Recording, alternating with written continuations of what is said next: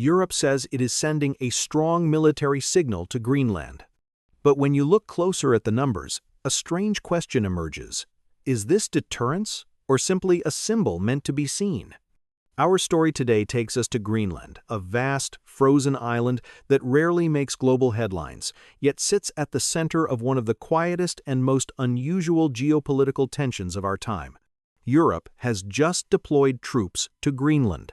On the surface, that sounds serious, almost ominous. But here's the detail that changes everything. The total number of soldiers sent? Fewer than 50. Let that sink in. Greenland covers more than 2 million square kilometers. That works out to roughly one soldier for every 40,000 square kilometers, an area larger than Switzerland. This, according to European officials, is Arctic deterrence. Who sent these troops? This is not a single-country deployment. It's a patchwork force. France sent around 15 soldiers. Germany contributed about 13. Finland dispatched 2 liaison officers. Norway, Sweden, the Netherlands, and the UK added small teams. Together, they form a few dozen personnel participating in a Danish-led exercise called Operation Arctic Endurance.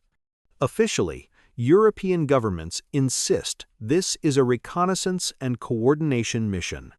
But in geopolitics, timing is rarely accidental, and the timing here tells a much bigger story.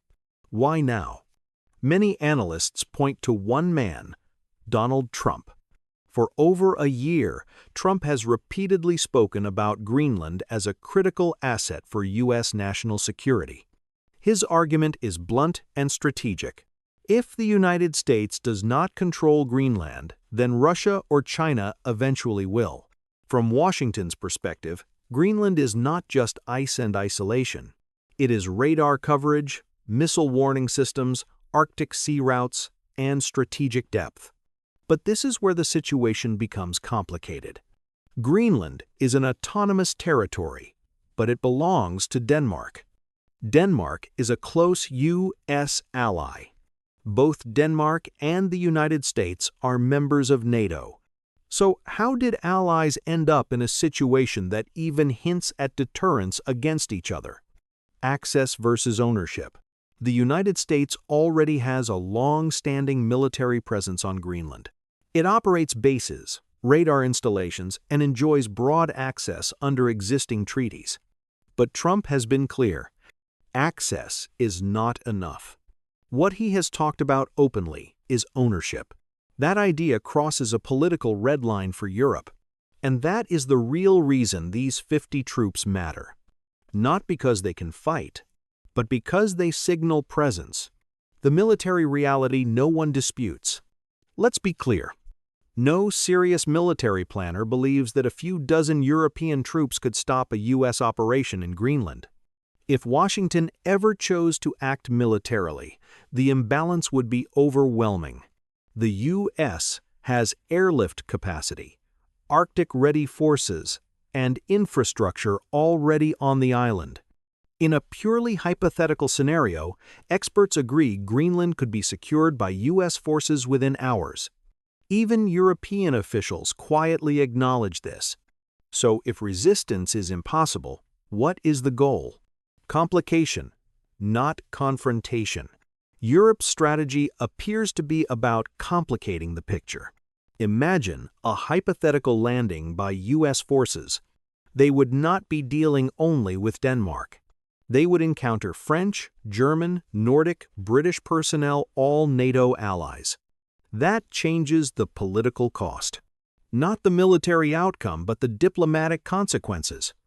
And in modern geopolitics, increasing political cost is often the only available tool when hard power is limited.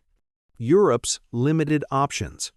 According to analysts, Europe realistically has 3 paths forward. Option 1, appeasement.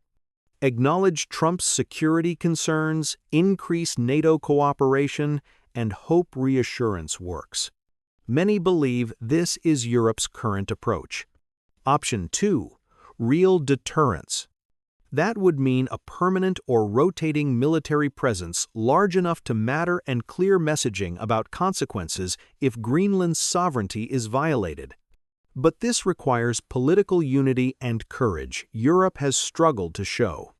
Option 3. Wait it out. Hope Trump's attention shifts elsewhere elections. China, Iran, domestic politics, and Greenland fades from focus. It may sound passive, but many see this as the most realistic option. So what does this deployment really mean? Europe's troops in Greenland are not there to defend the island. They are there to send a message. The problem is this: messages only work when backed by leverage. Right now, Europe is raising a flag and hoping it functions as a shield. The unanswered question is how long symbolism can hold in a world where power dynamics are changing rapidly, especially in the Arctic. And that brings us to the final thought. Is Europe quietly buying time or revealing just how limited its options really are? Let me know what you think in the comments.